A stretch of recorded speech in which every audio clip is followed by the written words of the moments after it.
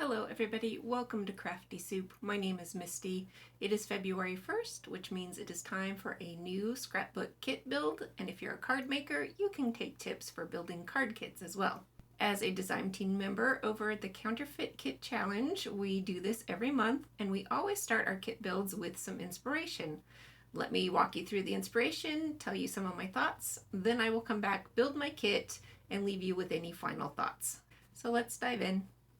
So our inspiration this time around comes from the Scrap Room, and they offer their kits, and it's called Flavor of the Month.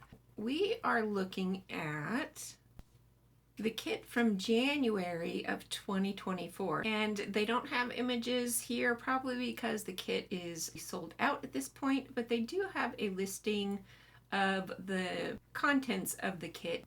The Flavor of the Month kit, which comes with 4 different designer lines so that you can mix and match or use them as 4 separate page kits. You usually get a few sheets of pattern paper, cardstock, and then 1 or 2 embellishments or partial packs of embellishments. So here we have some Cartabella, and this is the At Home collection. Then we have Photoplay's Bros Amazing, and this one is interesting because Photoplay has gone out of business. So this is a great reason to counterfeit your kits if you can't find these supplies anymore. There is Simple Stories Winter Wonder, and then we have Vicky Boutin, and this one is the Discover and Create collection. So I will usually talk about what I'm noticing in each of these, but that would take us a little while. So I just will tell you that I do kind of zoom in and take a deep look at all of these things and make myself a list of what I want to include in my own kit. And I now have a handy dandy list that you can download as a freebie from my blog if you want to do the same thing. I have ideas broken down into different areas so that you can create a complete kit. I do have one more picture here that we can take a look at. This is their embellishment add-on, so you can also take a look at these. I will have these photos posted on my blog so that if you need to see these close-up images, you can. I do always link you up to our inspiration websites if you want to patronize and support those businesses. I encourage that for sure. All right, I will make my notes and then I will come back with my list and show you what I've done.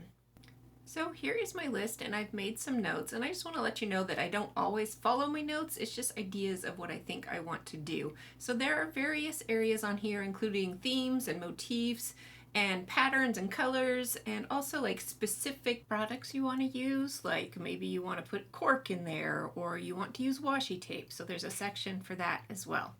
All right, let's take a look at the inspiration again, and I will zoom in to one kit at a time as I'm going to go. I thought at first I was going to build one overall kit, kind of taking inspiration from all of the pieces, but I decided to go kit by kit. And I am using these products from Creative Memories. It had a good color vibe with what was going on, and I'm going to continue on with the family theme as well by including some of these doodlebug embellishments. I'm not a huge doodlebug user because their colors tend to be a little too poppy for me, but I found some pieces from this pack that I think can work okay with the more muted peaches and greens and blues. So I've got that going on, and then next up I'm going to skip over to Vicky Boutin because the other 2 kits are going to be related for my scrapping. And here's what I did with Vicky Boutin. It was not a direct one-to-one, but instead it was kind of vibes. So I have a floral vibe, I have geometric vibe, and then I have a little bit of that teal color going on from one of the paintbrushes. Also, the paintbrushes made me think of the crafty vibe, so I pulled in some Simple Stories chipboard stickers for that one.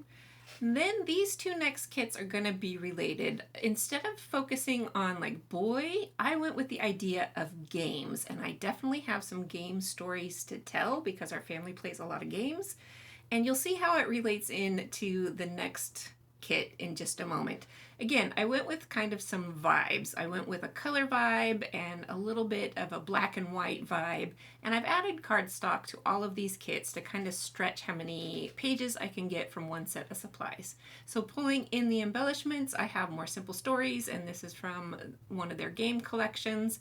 They have a more modern game collection that is less kind of primary color looking and more I wouldn't say pastel, but definitely a softer look. So if this color palette isn't your thing, you can try their other newer collection.